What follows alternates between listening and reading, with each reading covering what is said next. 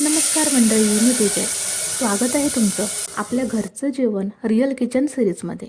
आजच्या एपिसोडमध्ये आपण पाहणार आहोत पोट आणि मन दोन्ही तृप्त करणारं असं घरचं जेवण. आज आपल्या किचनमध्ये बनते स्पेशल भेंडीचं चटपटीत सार आणि कोकणातल्या लग्नाच्या पंक्तीत बनते अगदी तशीच कोबीची भाजी.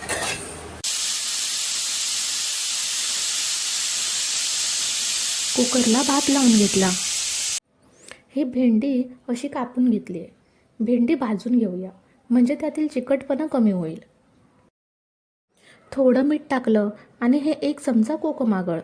मीठ आणि कोकम आगळ टाकल्यामुळे भेंडीचा चिकटपणा पूर्णपणे निघून जाईल.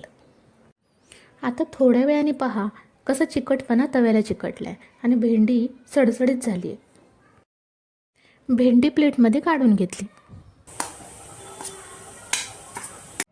इकडे भेंडीच्या सारासाठी लागणाऱ्या वाटण्याची तयारी केली. ओलं खोबरं, टोमॅटो, लसूण, हिरवी मिरची आणि कोथिंबीर. आता हे सर्व मिक्सरच्या भांड्यामध्ये घेऊन याची एकदम बारीक पेस्ट करून घ्यायची आहे. ही पहा अशी. पातेल्यामध्ये तेल घेतलं. तेल तापल्यावर मोहरी टाकली. मोहरी चांगली तडतडल्यावर जिरे टाकले. कढीपत्ता टाकला. चिमूटभर हळद टाकली आणि हे मिक्सरला लावून घेतलेलं वाटण.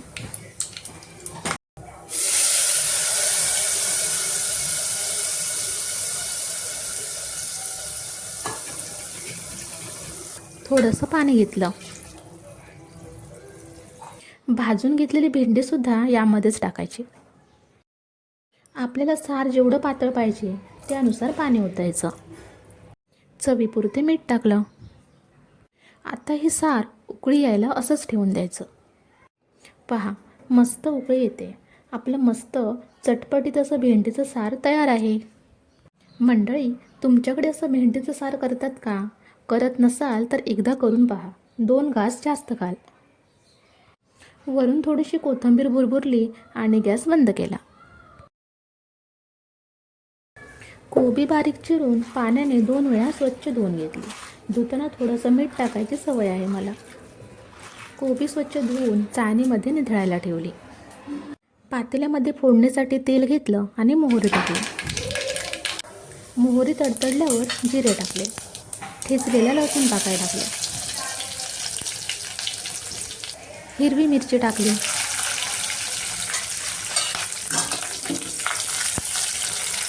कढीपत्त्याची पानं आणि थोडासा बारीक चिरलेला कांदा टाकला. कांद्याला छान गोल्डन कलर आल्यावर हळद टाकली. आता चिरलेला कोबी टाकायचा. ही चणा डाळ उकडून घेतली आहे. याने या भाजीला खूप छान चव येते. भाजी ढवळून घेतली आणि चवीपुरते मीठ टाकले. आता वरती झाकण ठेवून ही भाजी 5 मिनिटे शिजवून घेऊया. 5 मिनिटांनी झाकण उघडलं. भाजी ढवळून घेतली आणि वरून टोमॅटो टाकला. आता वरती झाकण ठेवून भाजी थोडा वेळ शिजवून घेऊया. 5 मिनिटांनी झाकण उघडलं. पहा भाजी काय मस्त दिसते, मस्त शिजले. आता वरून कोथिंबीर टाकली. ओल्या नारळाचं खोबरं किसून टाकलं. आपली भाजी तयार झाली. मंडळी, 1/2 किलो भेंडी होती. त्यातल्याच अर्ध्यापेक्षा जास्त भेंडीचा मी सार बनवला. पण त्यातली थोडीशी भेंडी शिल्लक राहिली होती. त्या भेंडीचं मी काय केलं पहा. या भेंडी अशा मध्ये कापून 2 तुकडे करून थोडंसं कोकम आगळ, मीठ आणि मसाला लावून असेच बिड्यावर टाकलं. वरून थोडंसं तेल टाकलं.